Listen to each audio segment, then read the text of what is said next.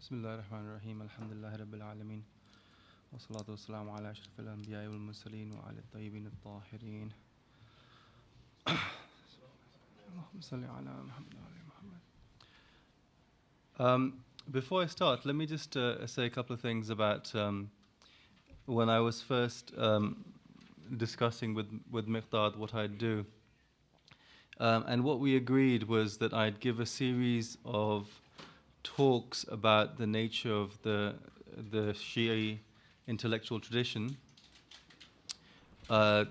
looking at it historically and looking at themes, but also looking at the different types of disciplines which make up that tradition. And I'd pitch it at what is sometimes called the intelligent believer.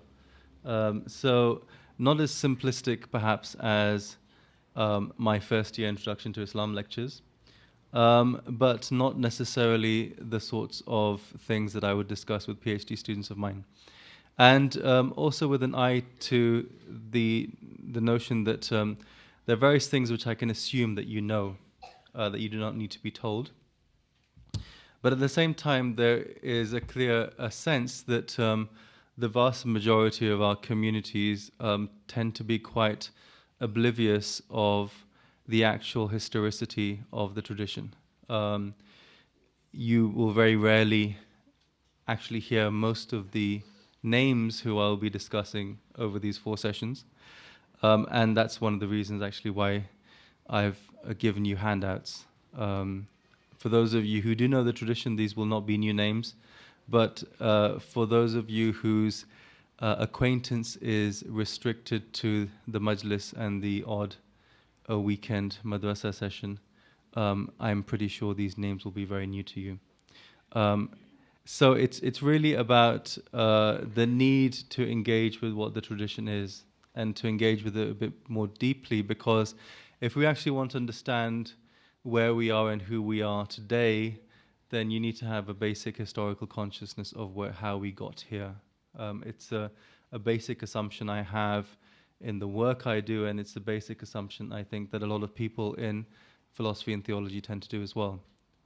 Because if you forget the history of how you got here, then to a certain extent some of the ideas, some of the references that you will then come across in contemporary works are quite meaningless because they're not rooted in a context.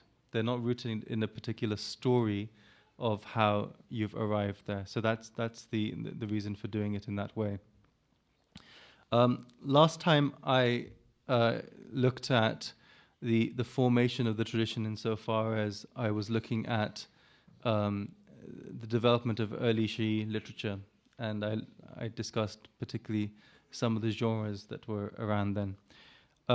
Today I'm going to look at theology. Next time will be philosophy, and then the final session will, broadly speaking, be on mysticism. But let me say a few things about theology and what theology might mean. And what I'm going to do today is I'll start by some thoughts about what theology means in an Islamic context. And then I'll quickly trace some of the history of systematic theology in the Shi'i tradition. And then I'll end in the final section with some of the key arguments and some of the key issues which arise in the theological traditions as they are. And we'll look at some text as well as part of that. So to begin, one of the basic challenges we face, and this is a challenge especially in the academic study of religions, is that a lot of religious traditions and religions don't necessarily have entirely the same types of phenomena. Or rather, the language we have, which we use to talk about religion, is primarily derived from the study of Christianity and the history of Christianity, and particularly the history of Protestant churches. And it's not always the case that some of that language is easily transferable to other traditions. So even if we take the concept of theology, which is very well established in the study of Protestant churches, the first question which arises if we want to consider what we mean by theology in Islam is, what are we looking for? Are there particular genres or disciplines of writing that we can look at? How do we even render this term theology into a term which is, for example, used in the seminary? And this basically raises a fundamental problem. Now, of course, what theology even means in a Christian context is quite broad as well. But let me say, first of all, what I think theology is, and then I will say something about what the particular types of genres of writing that exist in the tradition are, which conform to what we're trying to deal with. At its very basic level, the term theology, of course, means giving an account for God, a basic compound, a Greek compound, which the word comes from. And traditionally, it's primarily about studying the nature of God, arguing why God exists, what sort of properties does God have. For example, is God all-knowing, all-wise? Is he the sole creator? What are the implications of the actions that God has? Does he act in time and so forth? Now, and then of course various aspects of how God reveals himself, which are quite important also in the Christian tradition. Now, what I suggest we do when we look at the question of theology is we don't just look at some of these big ontological questions about existence, but rather theology has to start with a study of a basic tripartite relationship, but needs to go beyond that. Now, what's that tripartite relationship? That tripartite relationship is the basic notion that there are three types of realities in existence. And they're not coeval, they're not equal in any sense. But there are three parts of the equation, if we want to understand what theology is at its basic. And these three parts basically are God. The second one is humanity. And the third one is the cosmos. And so at its very basic level, what theology does is it tries to understand what the relationship is between these three. So if we talk about the existence of God, that has implications for how we understand the cosmos around us. That has implications for how we understand ourselves. And then, of course, how we understand our relationship with our cosmos around us. And then, of course, what that implies then back to an understanding of God. And that's a very basic, fundamental, foundational level of what we understand by theology. But above and beyond that, as I said, this is what you might call high theology. Theology is also very much concerned with what it means to be human. So there are a number of questions which arise with respect to what it means to be human, such as how do we know certain types of things? How can we decide whether a certain act is right or wrong? How something is good or bad? How can we make certain types of predictions about our future? How can we understand our social interactions?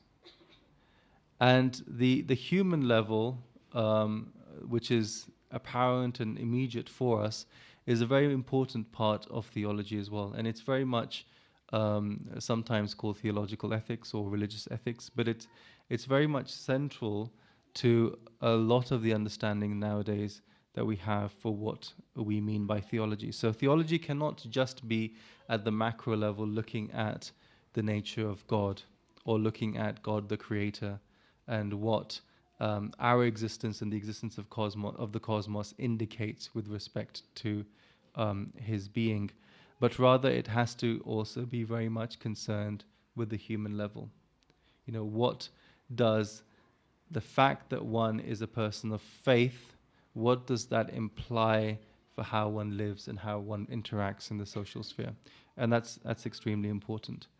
And this focus on the individual and the focus of the care of the self, as it's sometimes called, or the concern with the self, or the concern with the soul, um, as being central to what is sometimes called wisdom, is already indicated in a very famous saying attributed to Imam Ali ibn Abi Talib alayhi salam, which is defines wisdom as wisdom has three parts. There are three elements to wisdom. One is a concern with understanding where we came from. The second is a concern to understand who we are. And the third one is a concern to understand where we're going. The whence, what, and the whither. And this is a fundamental definition of what wisdom is. So the focus or the centrality on the human is also an extremely useful attitude to take when we're considering theology. And we'll come back to this next week, and not next week, in the next two sessions, quite simply because it links in with elements in the philosophical and certainly in the mystical tradition about how everything starts very much with the self and the soul. Now, if we're interested in these issues, and also, when we're talking about things like how do we know, then we have also questions about how we use language, what the nature of language is, how we understand texts. So, for example, how do we understand and make sense of the Quran? How do we understand and make sense of Hadith and so forth, which has a lot to do with language. So, if we then want to map this sort of conception of a theology, then there are a number of different types of genres, generally in the Islamic traditions, and also specifically in the Shi'i one, which map onto these. There's, of course, what's known as ilm al-kalam, which is, broadly speaking, systematic theology. It's a systematic, rational theology in which a complete account is given, starting with issues about epistemology, how we know things, starting with issues around the nature of language, the nature of signification, the nature of existence, and going through to the existence of God, properties and attributes that God may have, going on to discussions about creation, about the nature of the human, about human moral responsibility, and then going all the way through to issues around guidance, around prophecy, around imama, and so forth. But it's a systematic, rational approach to providing a complete apologetic or complete defense of what the faith is. And this is an important point about kalam, is that traditionally it was about providing a community with a defense, a justification for why they held certain types of beliefs or what the nature of their faith was. And then there are various other types of works. There are sort of what are known as aqidah works, sometimes creedal. You can use the term creedal or creed in English. These are not terribly common in the Shi'i tradition. There are not very many of them. But they're generally quite common in the Islamic tradition. And they have similar functional roles to creeds in Christianity, insofar as they're about the way in which imperial power then imposes certain types of proper ways of thinking. Another genre which is quite important theologically is, of course, heresiography, the so-called firaq literature.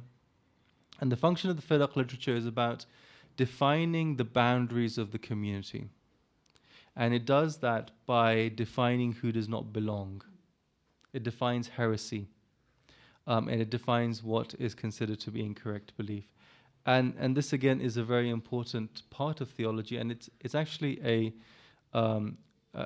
genre of theological writing which is found in practically every type of Islamic theological persuasion. It's almost universal. It's one of the few types of theological reasoning which are found in every single group and affiliation within Islam. And these works still continue to be written, although they perhaps are sometimes of a less polemical nature, but that's not necessarily always the case. And the fourth and the final type of genre, which I just want to flag, which renders theology, is of course what is considered to be the ultimate discipline of the Hawza, basically usul al-fiqh. Now, of course, strictly speaking, usul al-fiqh is about the foundations of understanding what law is. But a large chunk of usul is concerned with the nature of language and the nature of how language maps onto the world that we inhabit and how we make sense of that world, and then how we make sense of text. So it's also a very important theological form of writing. Now, moving on to some of the historical sketch, I already indicated last time that theological reasoning had already begun in the time of the Imams, and there are a few famous individuals who I had mentioned who were associated with this type of reasoning. And there also are certain works, certain disputations which the Imams are supposed to have taken part in, which also reveal an engagement with theological reasoning. So whether that's the Kitab al-Tawheed or Ahl al-Jiyya, which is associated with Imam Sadiq alayhi salam, or whether it is the disputations, the munadarat of Imam Rida alayhi salam, which are recounted in the Uyun Akhbar Rida. So there's various types of sources which already exist, which demonstrate that the Imams were engaged in theological disputation and reasoning in the way in which people around them at that time were dealing with already as well. But a lot of that work is very similar to a lot of early theological writings, is pretty straightforward. It's not systematic in any sense. It's not as sophisticated as writings which one comes across later. And in the earliest periods of the development of a systematic theology, a development of a systematic kalam, an imami kalam, what you find is the influence of the Mu'tazila starting. So if you take the earliest figures, the Nawabakhti family in particular, at the end of the 9th century, these are the first individuals who start to write works which fit very much within the Mu'tazili tradition. And then the first really serious systematic thinkers, Sheikh Mufid, who dies in 1022, and Sharif Murtada, who dies in 1044, their works are also fundamentally influenced by two different types of schools of the Mu'tazila. Now, before I go on, I just want to say something about the Mu'tazila and the process of dealing with rational theology. There's a widespread myth, which you may well have come across, which is that the Mu'tazila were free-thinking rationalists who only believed in the authority of reason. This is a fundamentally mistaken conception. There's hardly any actual evidence for this. It's very difficult to see how one could have such a rationalist working within a religious frame of thinking. In fact, if you look at a lot of the Mu'tazili writings from the earliest period, and if you look at the developments of early Shi'i kalam, which of course is also marked by the same types of approaches to rationalism or to rationality, what you actually find is that reason is something which is very much embedded in a wider context. So reason is embedded within a context in which there is a basic assumption about the existence of a God. There is a basic assumption about revelation. And there is a notion that if a person wants to understand who he is, what his or her relationship is with God and the cosmos around him or her, then it's not sufficient just to use reason, but reason has to be embedded in a wider set of significations and understandings, which include the use of revelation, which include actual practice, which include inheritances of tradition and so forth.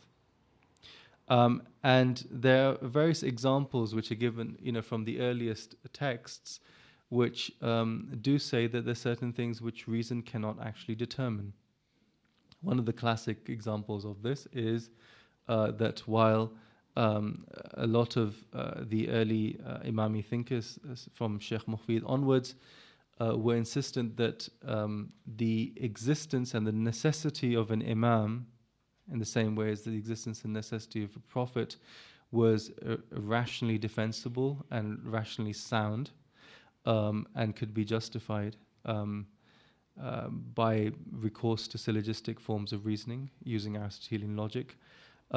One could not find a rationale or an argument for why there should be a certain number of Imams, nor what the particular sequence of those Imams would be, nor like how long they would live and so forth. All these sorts of basic historical details could not be rationally discerned because they were to a large extent historically accidental.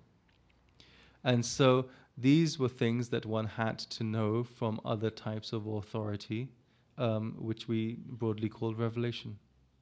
So it's only revelation, it's only scriptural sources which could determine the number and some of those details. But you could use reason to come up with an argument for why the existence of guidance in the form of a person was necessary. Now, I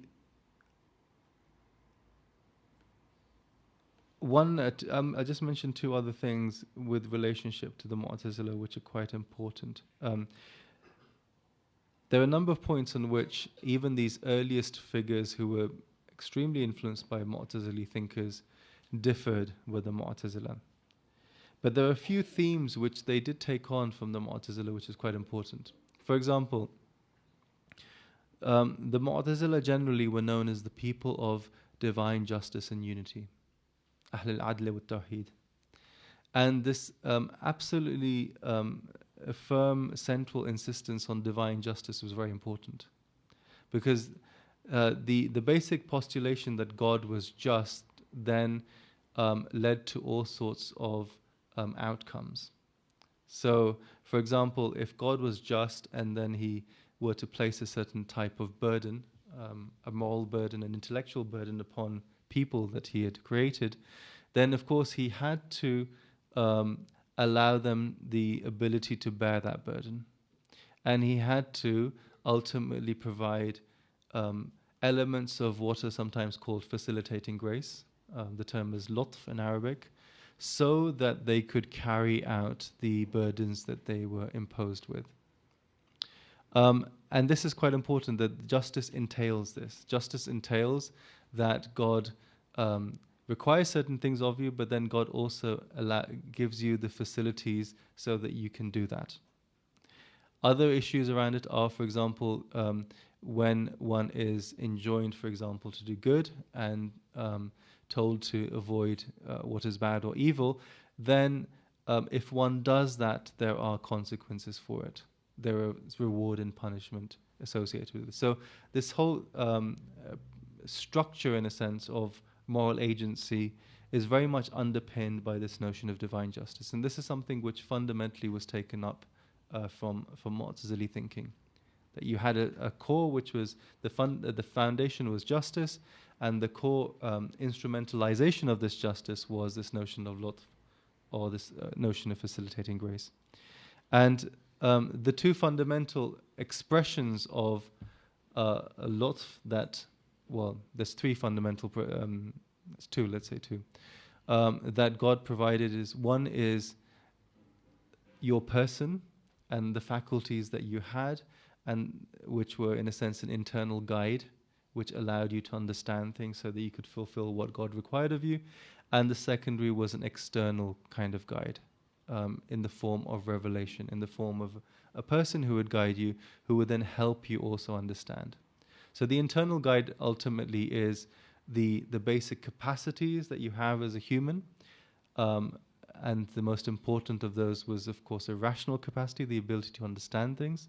And the external guide, the external act of grace, was the nature of revelation, the person of the Prophet, and then, of course, the person of the Imam in the Shi'i tradition.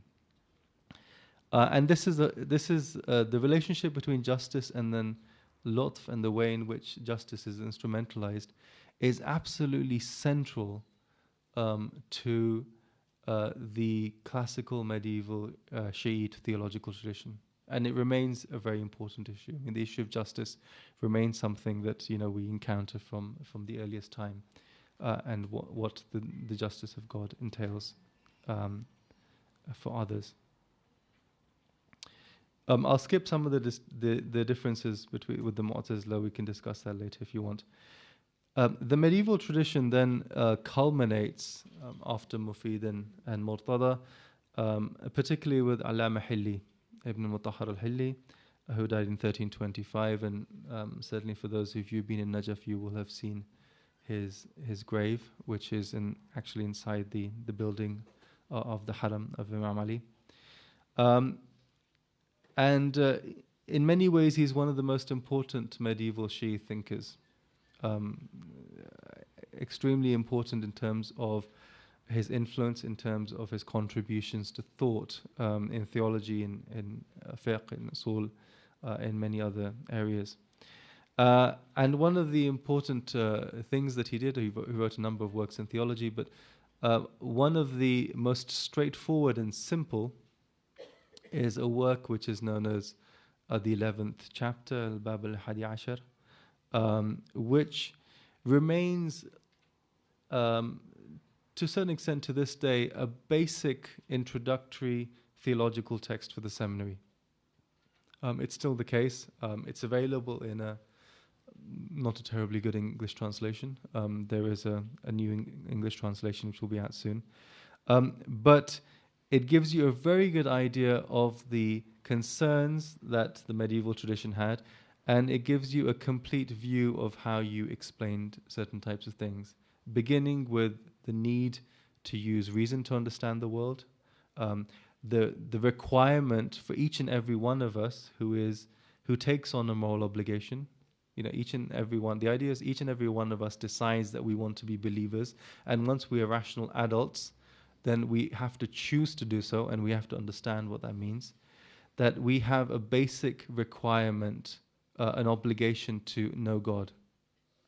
And we have a basic obligation to then understand what that knowledge and recognition of God entails for the way in which we live our lives, and we understand our reality. And then it goes on from there and deals with the standard 5 principles of theology, starting with Tawheed, Adl, and divine attributes, going on to Nubuwa, Imama, and Ma'ad, the concept of the afterlife. So this text then becomes a very central text, and we might have a bit of time to have a look at some of the arguments which are there, which to a certain extent, even today, if you gave a Shi'i theologian or someone who teaches this stuff in the Hawza, or studied this text, they'll say, yeah, they totally recognize it. These are the basic arguments which are always given. And the reason why these arguments are given is because they are an aid, an assistance. Ultimately, no one is allowed to merely follow doctrines. You have to understand what doctrines are and what they mean for you.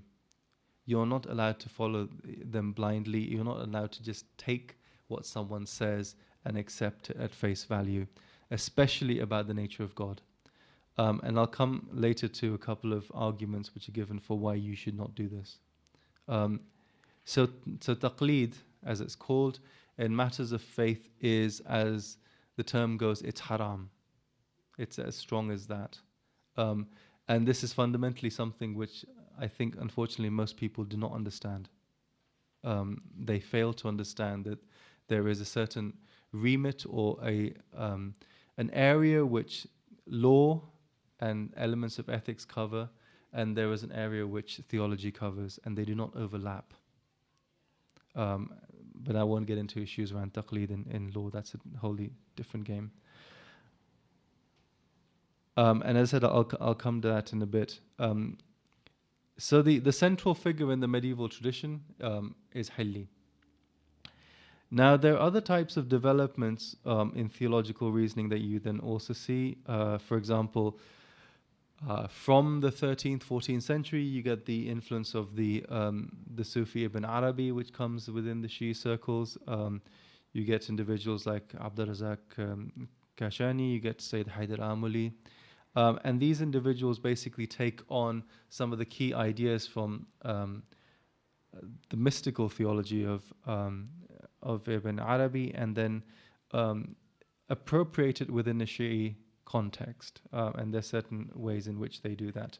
And this turn is quite important, because what it shows is, as the medieval tradition develops, it becomes at times quite difficult to clearly distinguish and differentiate between what is strictly speaking theological, what is strictly speaking philosophical, and what is strictly speaking mystical.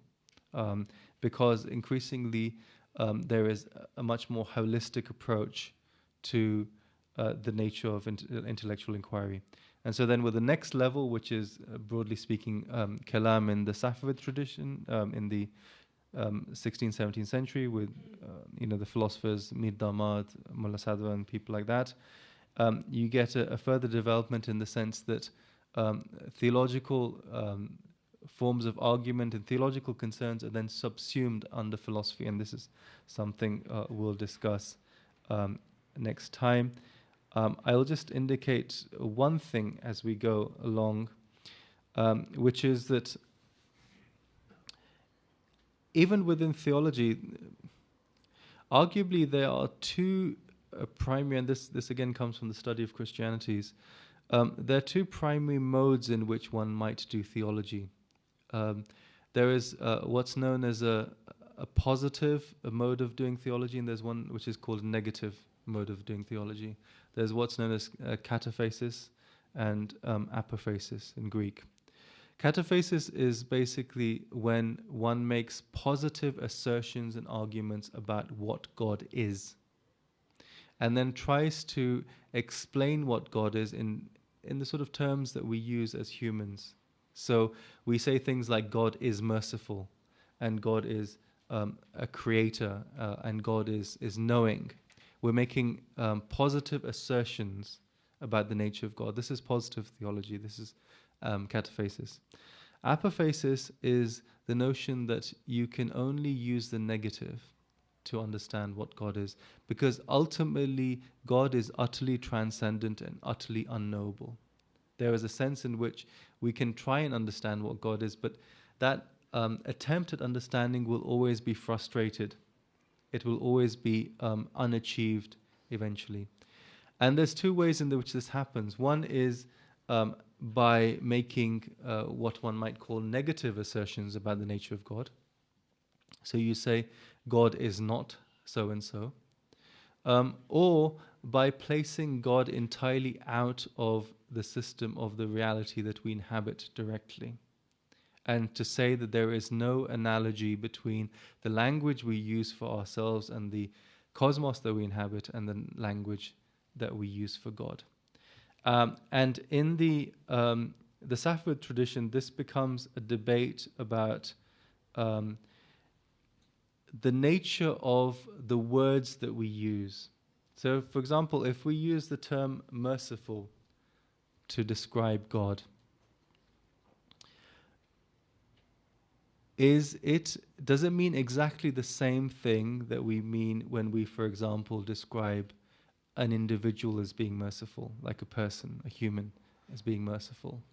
Is there an overlap in its meaning? Or is it merely that we're using the same term for some sort of conventional and convenience that we have, but we are insistent that the term, while being the same term, means something totally different, and that there is no connection between the meaning? Now, in the Safavid period, this was known as an issue of the nature of the ishtirak al-ism, right? What is the commonality of the word? Is it purely the nature of the utterance, the formal nature of the word? It's merciful, merciful.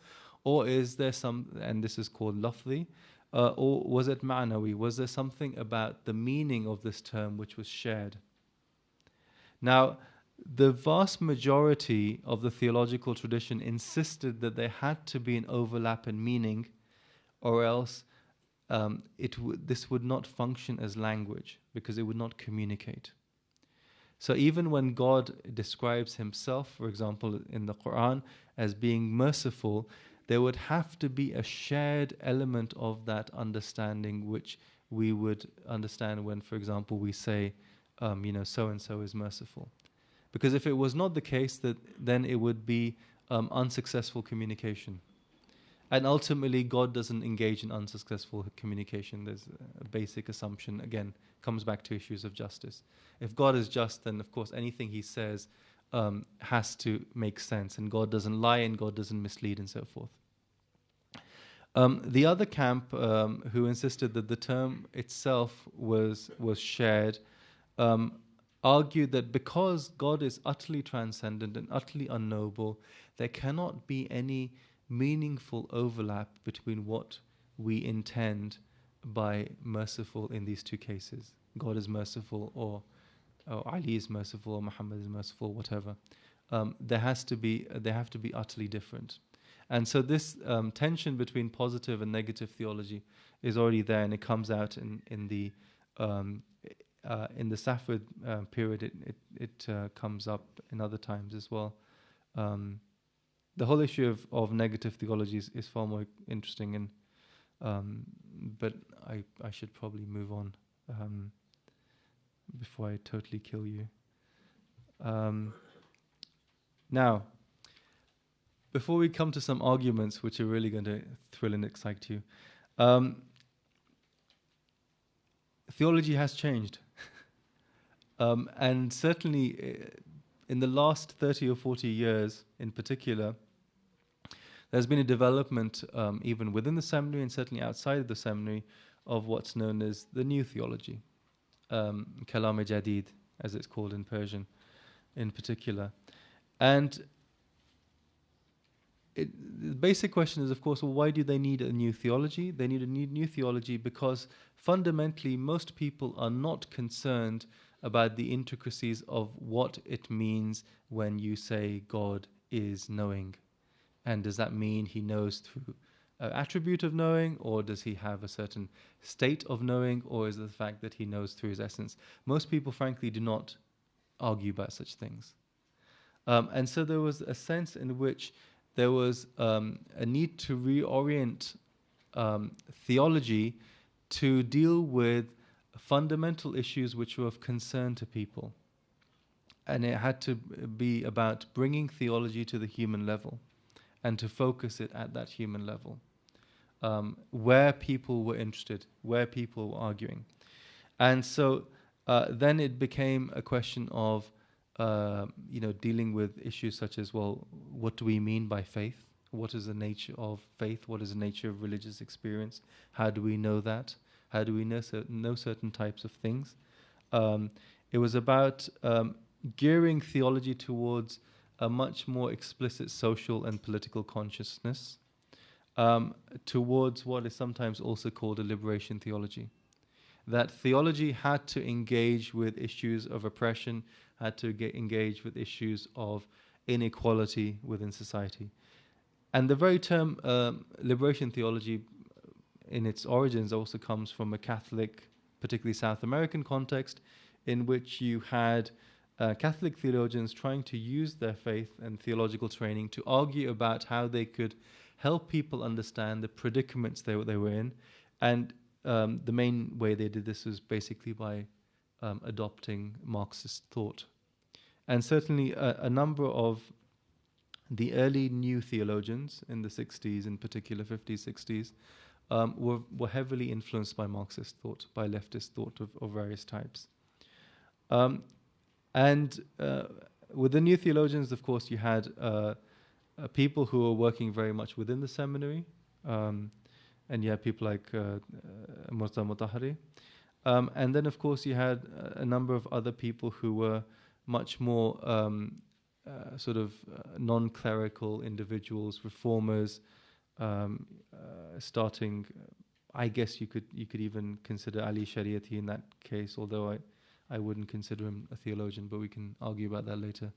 But certainly more recently, people like Abdul Karim Surush, Mohsin Kadivar, Atala Mahajirani, and so forth.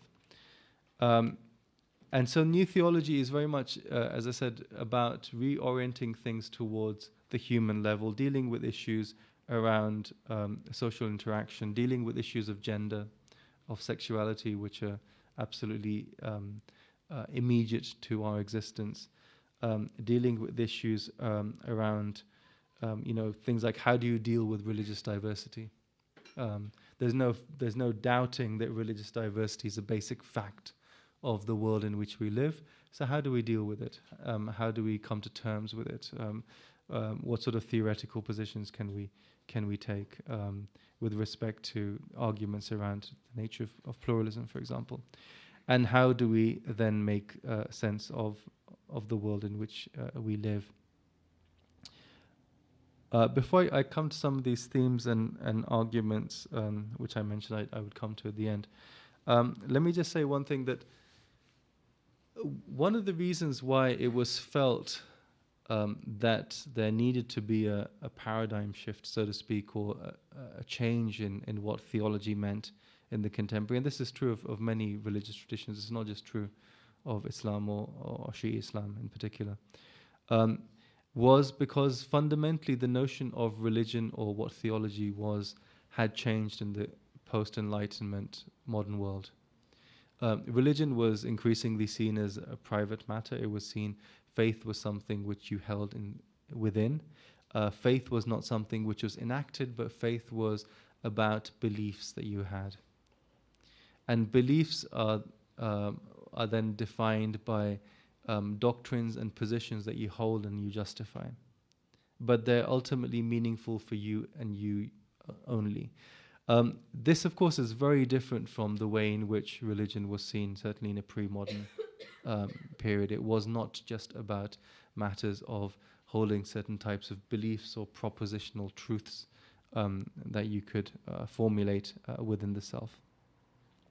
And it's also predicated on the idea that the fundamental unit or the fundamental approach in understanding religion or faith or anything like that in the modern world, it's about the individual, and the individual makes certain types of choices, including rational choices, purely for him or herself, without any recourse to anything else. And these processes of rationalization are entirely internal. Basically, the notion that we have some sort of autonomy and freedom to make those sorts of choices, and we make them entirely uninhibited and unencumbered by the context in which we find ourselves and various other types of influences.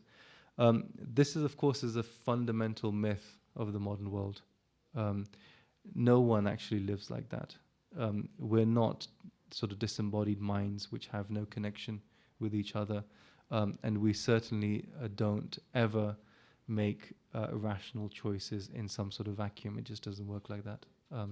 And it fundamentally goes against the basic notion of what it means to be human, because what it means to be human is to have social interaction. It's to be embedded within communities, within societies, in which there are multiple types of influences going on at all times.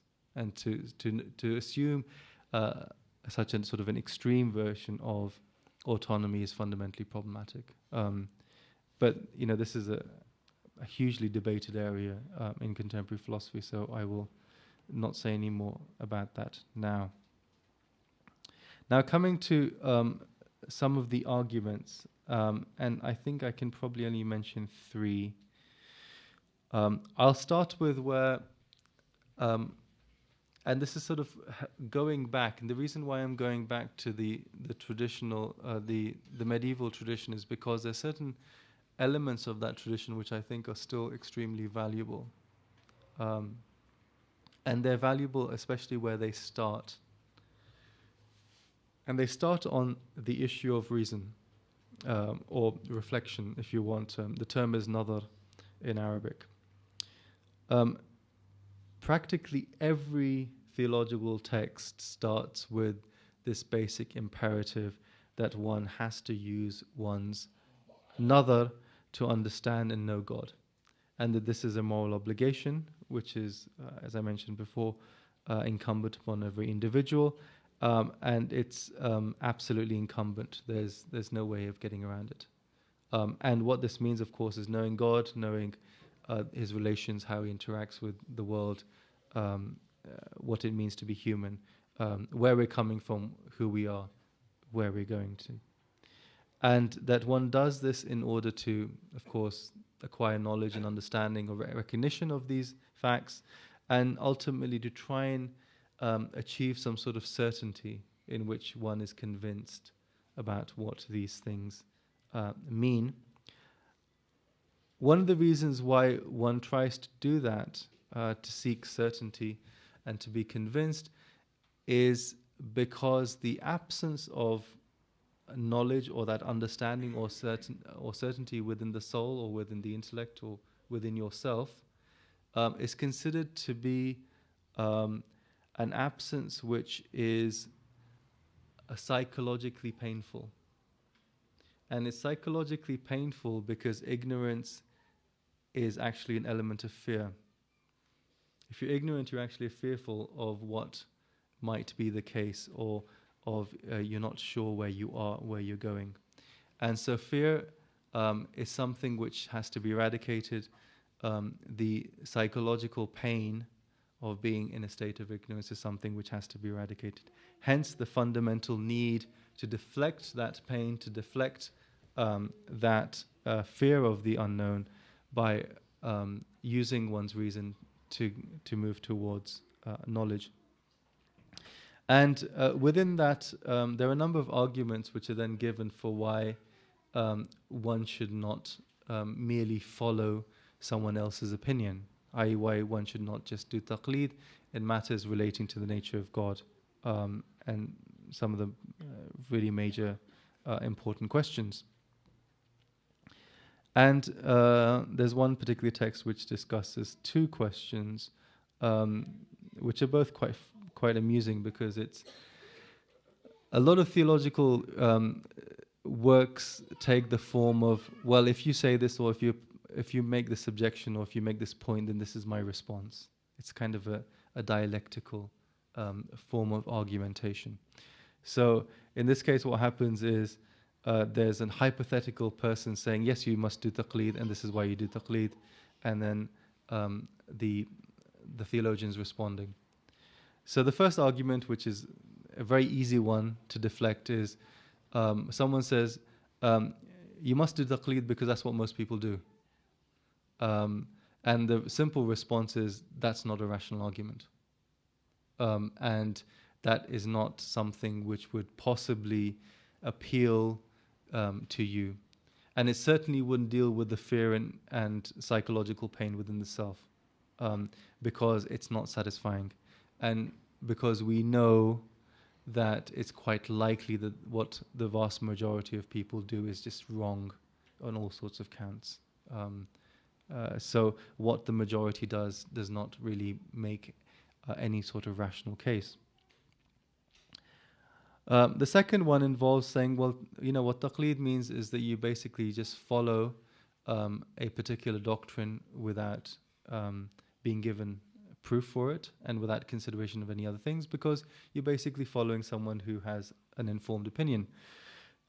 The response to that is, regardless of where that opinion comes from, the fact that there is no proof given means that it doesn't convince you, and the fact that you're not considering other issues means that you could potentially be in a situation in which you've gathered various types of doctrines through different acts of taqleed, so to speak, which are fundamentally contradictory, which do not hold together.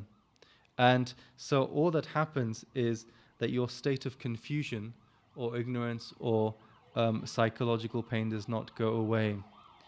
And it is fundamentally irrational for someone to collect a whole bunch of contradictory opinions and hold them.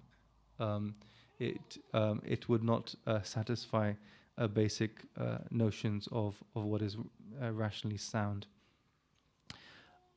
This strikes me as being a fairly decent argument for why one shouldn't do taqleed. But again, it's slightly fixed in the sense that what happens if you're then accepting an opinion which is reasoned or is placed within a certain context, which has various types of corroborating opinions which then support it, what are known as qara'in in Arabic. Now, there's an associated issue about why do we need to know God and why do we need to make sense of what that means for us?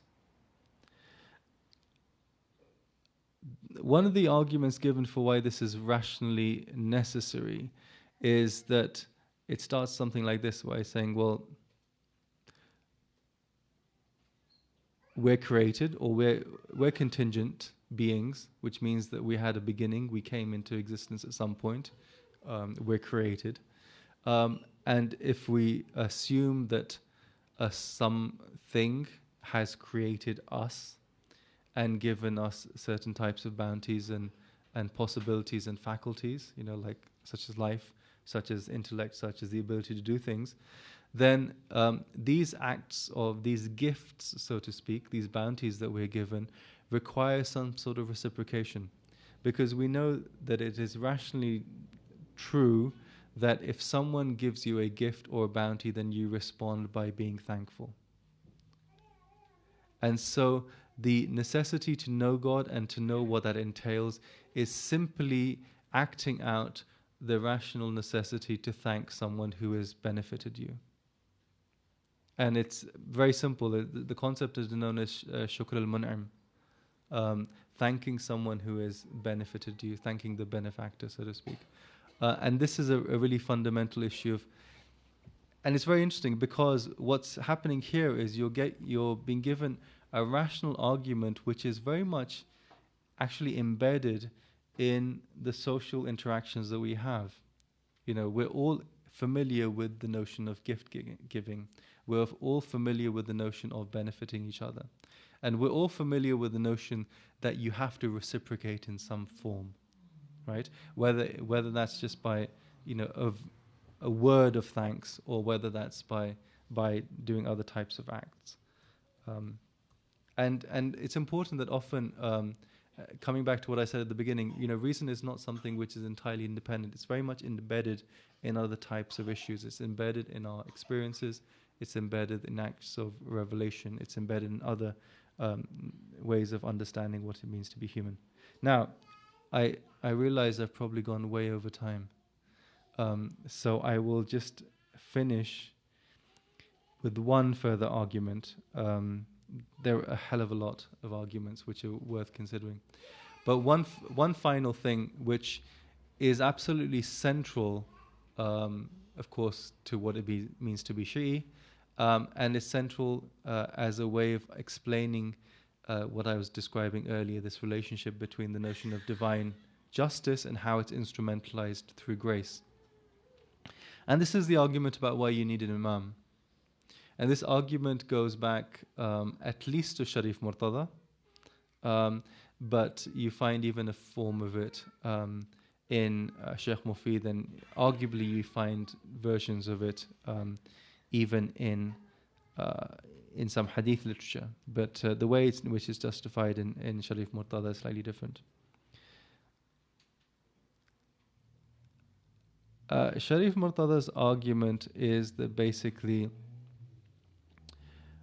divine justice entails that, as I mentioned before, that God gives us acts of grace which help us to fulfill our moral obligations and to fulfill what it is that we owe Him in our act of giving thanks to the person who's the individual who has benefited us. And one of the ways in which He does this, of course, is through external guidance. So there is a need then for God to provide this sort of guidance in the form of an external individual, an individual external to you. Now, Then, of course, you have the issue of, well, why a particular individual? And why does, for example, that particular individual who is designated as an act of grace, why does that person have to be perfect in all sorts of ways? Why does that person have to be the most excellent, the most knowledgeable, and this and that? And that's where a different type of argument comes in, which is, broadly speaking, an argument relating to infinite regress, and argument relating to a hidden assumption that actual infinites do not obtain. So the basic rule in ancient and medieval science is that there's no such thing as an actual infinite. There's a conceptual infinite, but there's no actual infinite. You cannot have an actual chain of entities which goes on ad infinitum in reality. You can conceive of them, but you cannot have them in reality.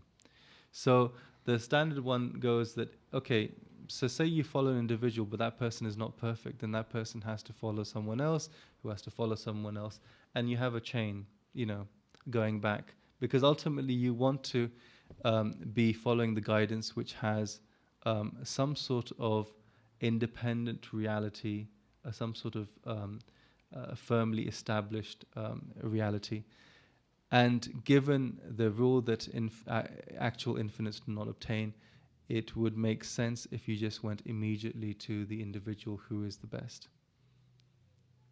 So the argument for why one needs an imam and why that imam then has to be infallible, has to have perfect knowledge and so forth, is then given a certain type of syllogistic form.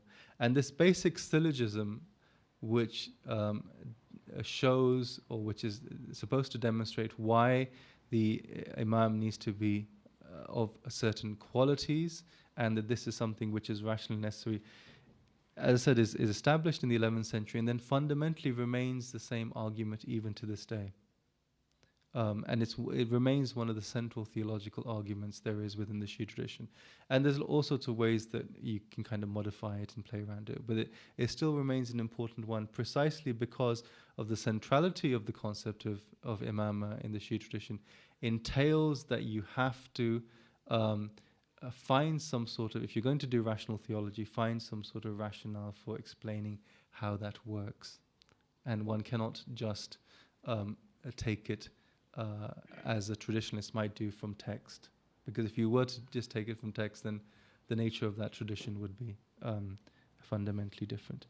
And I'm sorry for going over, and I will stop at that point, and hopefully there's some questions. Thank you.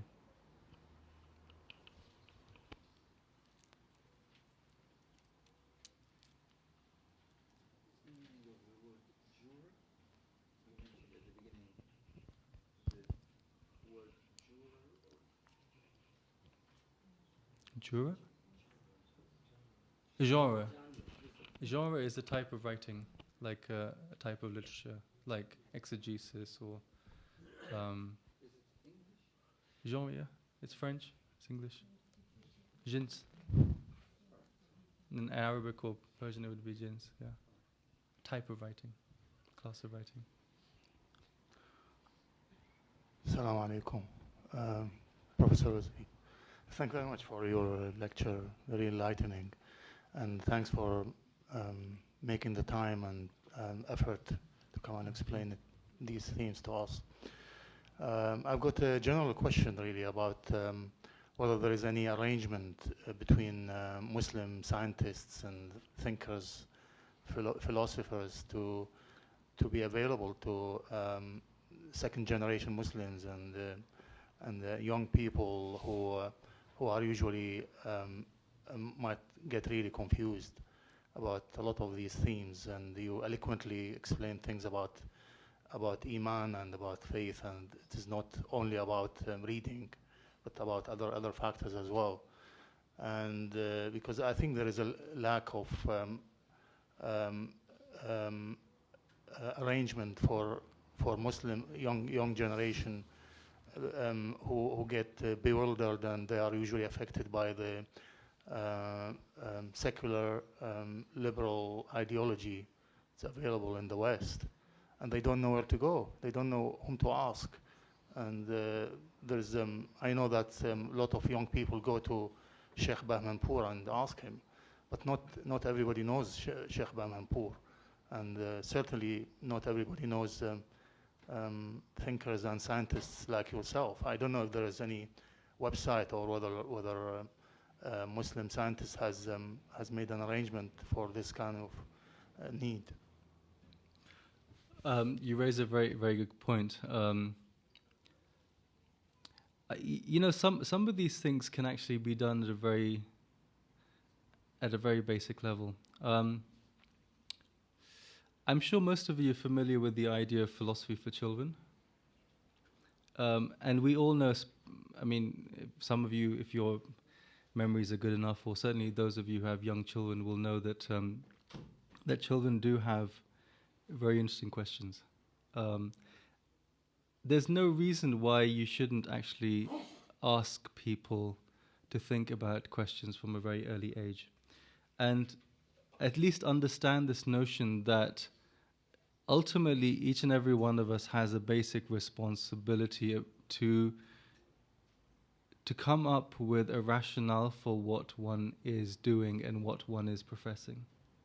Now, above and beyond that, what you're mentioning is basically how can you then call upon different types of resources which will help you understand that.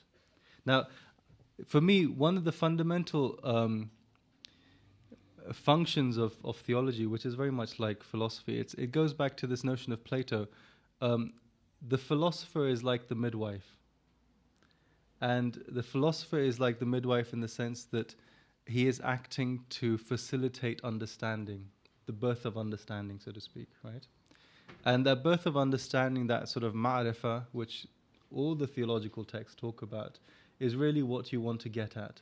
But it's something which ultimately you've got to do for yourself.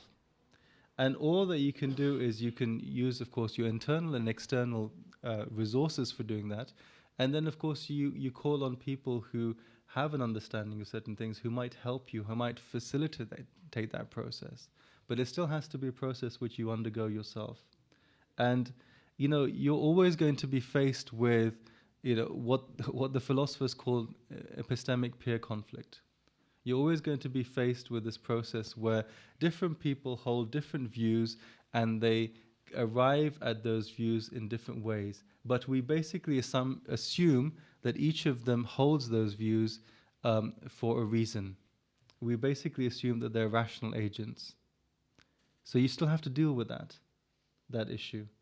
But all, as I said, you can do is you can use the internal and external resources you have, and you can try and, you know, call upon people to help you understand what that is. But ultimately, you know, an understanding can never be borrowed. Even the function of a text like Al-Bab al-Hadi Ashar is really about facilitating that understanding. It's not about just saying, okay, this is theology.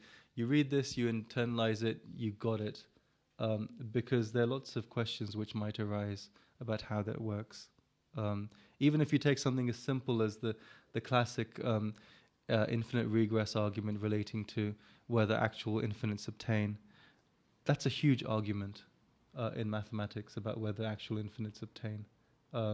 So, you know, you can't necessarily take things at face value in that sense. But, you know, it's also about trying to inculcate, you know, coming back to this idea of ignorance as a psychological pain. It's about trying to alleviate that to bring some sort of peace or, again, what Plato would have called tranquility in the soul. Then that's absolutely fundamental. You won't necessarily do that purely from rational theology anyway. That's where the next two sessions might come in as well. There has to be more to it. But the fundamental requirement of all of us that we have to use our nadar to gain the ma'rifah of God is something you cannot escape, because that's something that every rational adult has to do. And you're right, reading books is not necessarily sufficient, but there are not very many people around who might even help that understanding. And also different people need different things. Not everyone needs the same thing. Not everyone can actually even call upon the same sort of individual, because they won't be helpful. They won't be helpful. But I probably haven't answered your question. Salam, thank you very much for your talk.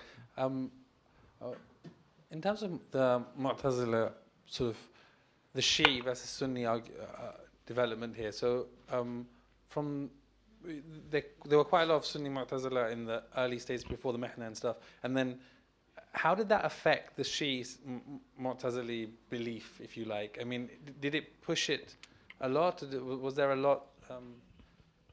So that's the first part of the question. The second part is more on the justice side of things. Given it's so central to the Mu'tazili belief or the theological structure, how does that? How can you? How is a justice-driven? How is justice defined from a rational, closed, rational perspective? I mean, I don't understand how you can define what justice is in that respect. Thank you. Okay, the first part is easier than the second one. In terms of the first part, simple. They fundamentally from the beginning disagreed on those points. So they had no agreement on imama, whether it was necessary or not, or who. That was a disagreement from the beginning. They disagreed on what the nature of faith was. From the earliest period, the Shi'i thinkers insisted that it had to be both tasdiq, assent, but it also had to be something which was verbal articulation. They disagreed, for example, on issues around intercession. The Mu'tazila on the whole were not terribly in favor of intercession. They disagreed on what the nature of the threat, the so-called divine threat, that basically if you're bad, you go to hell, and if you're good, you go to heaven.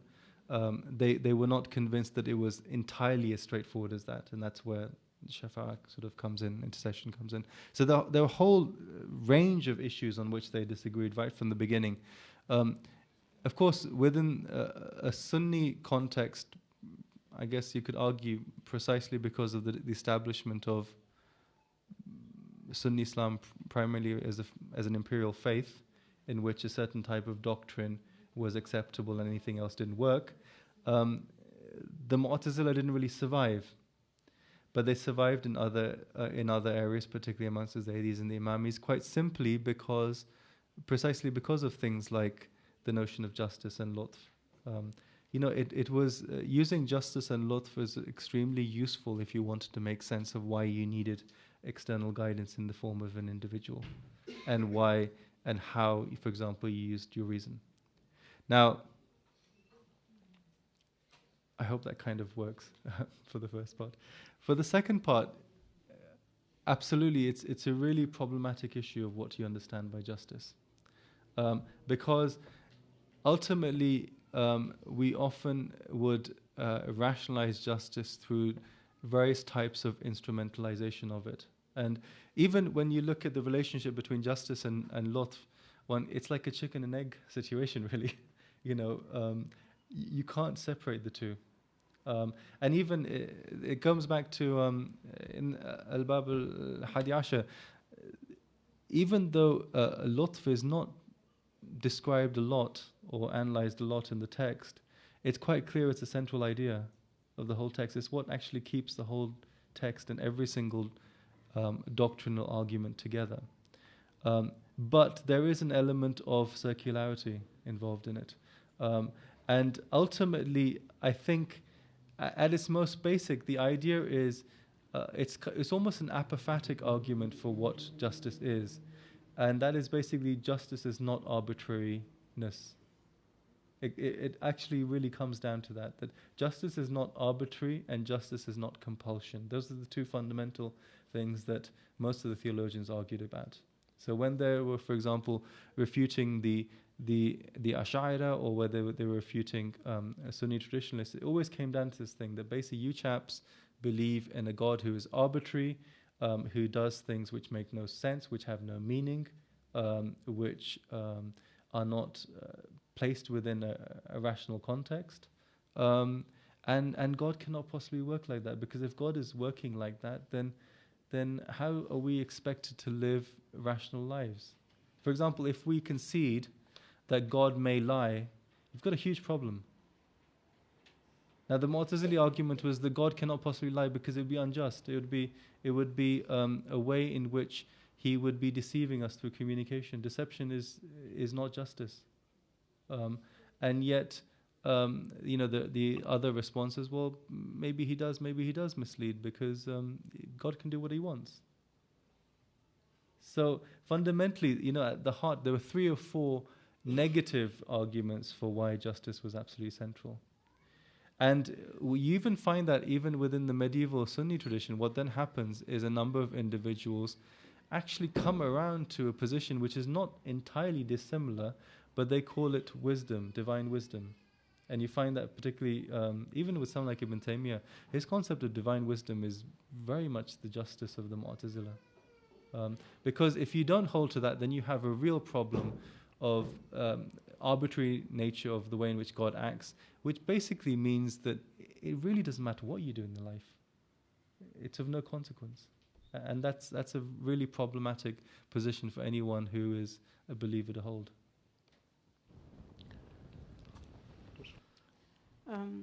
Thank you very much for your well-planned talk and the way you've divided it. What I was wondering is, when Imams reach their degree of understanding God, it's not in explaining it to us through the sifa or through the lutf or through the action. In their own personal life, do the Imams have their own way of reaching that understanding of God?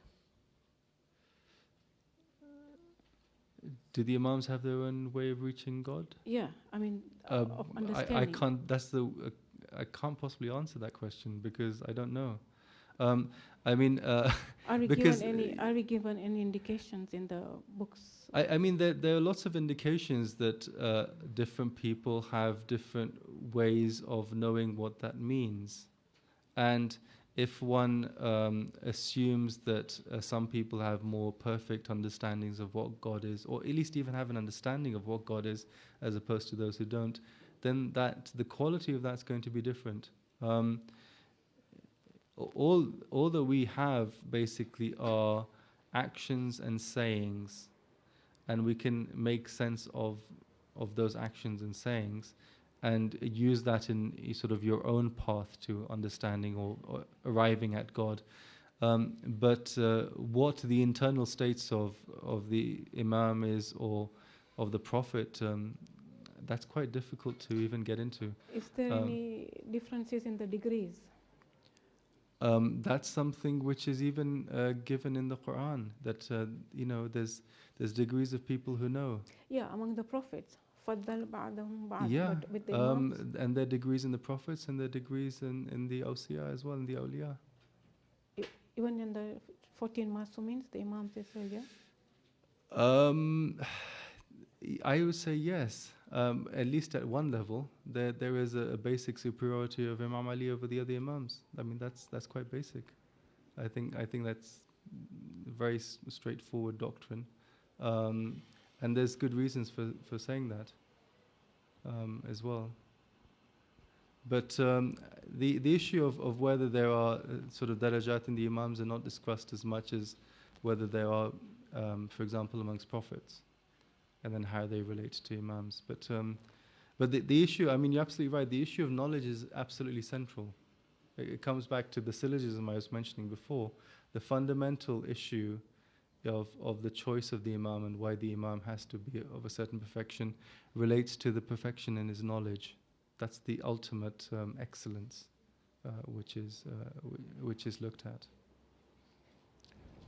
We'll take one more question.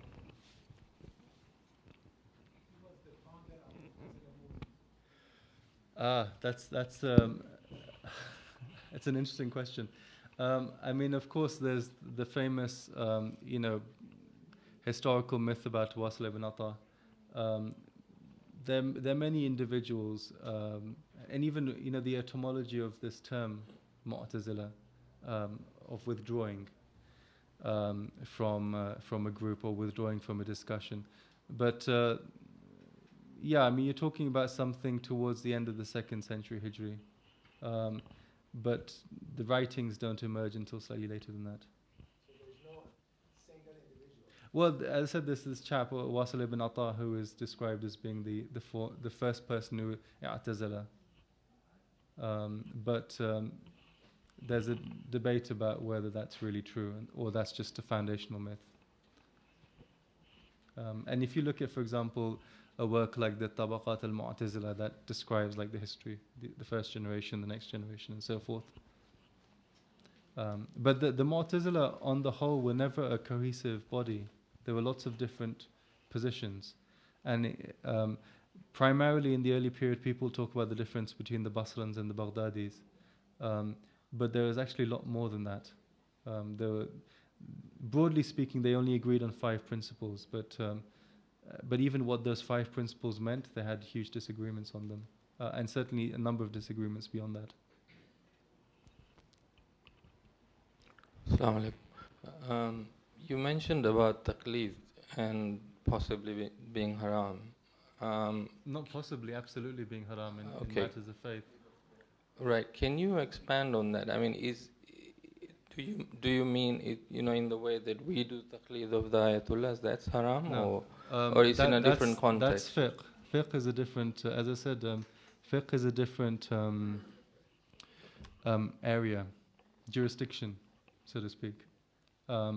So, as I said, that's a different argument, which I don't want to get into.